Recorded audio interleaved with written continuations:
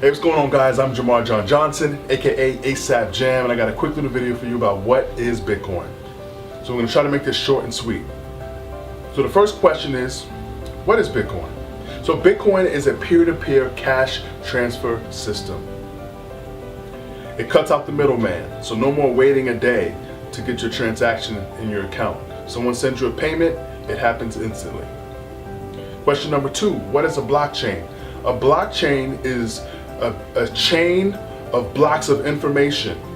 The information in a block are all of the transactions that occurred during that block, plus the reward of Bitcoin that occurred during that 10-minute time frame. So each block of information is all of the transactions that took place in a 10-minute time span. What is decentralized? Decentralized means no one owns Bitcoin. There's no CEO of Bitcoin.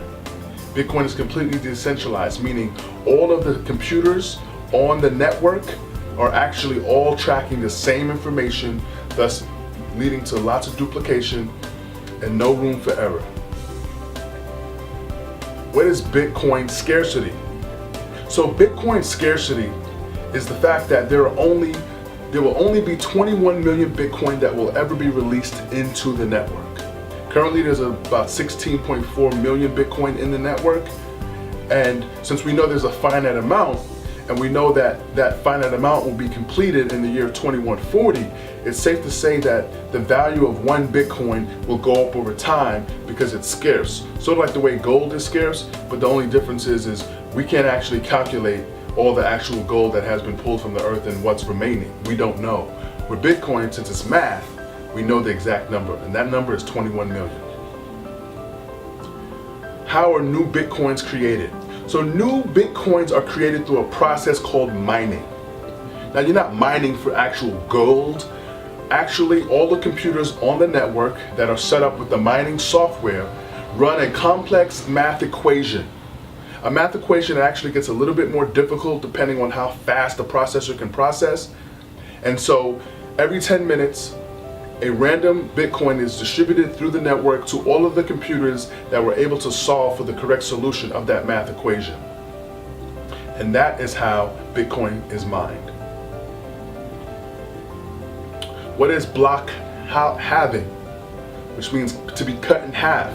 That means since the inception of Bitcoin, the largest amount of Bitcoin was released initially, and then every 4 years, half of the supply is then released to then slow down the amount of Bitcoin that will be released into the system, thus making the ones available in the system more valuable.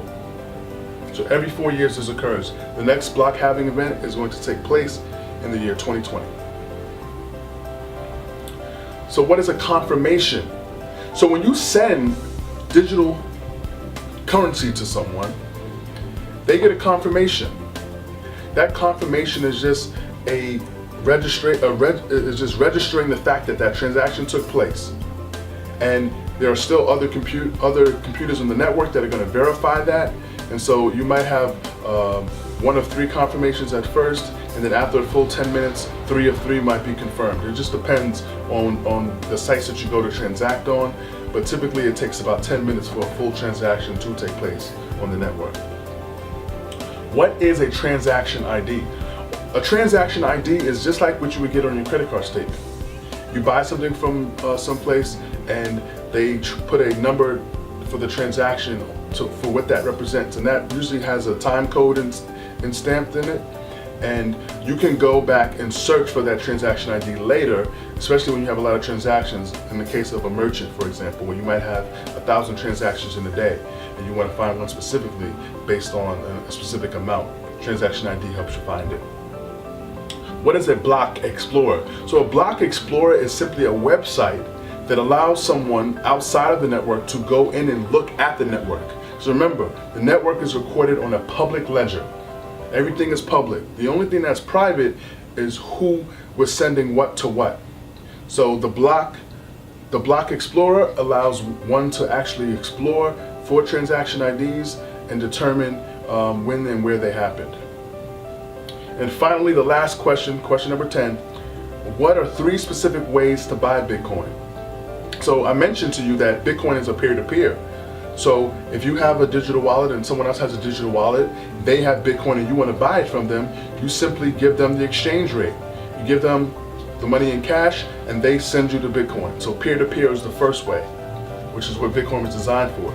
The second way is through something called an exchange. Now in the United States, we have an exchange called Coinbase, which is SEC regulated.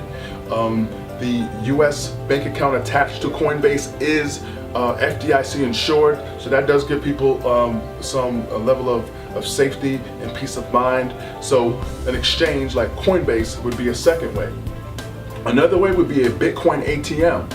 Now, depending on where you are, you can actually go on Google and type Bitcoin ATM and it'll pop up a map. Here in Los Angeles, there are over 150 Bitcoin ATMs all around the LA metro area. So those are the 3 specific ways that you can buy Bitcoin.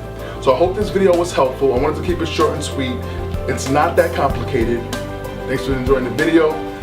Again, my name is Jamar John Johnson here in Hollywood, California, aka ASAP Jam. Have a great day. Be good. I'm out.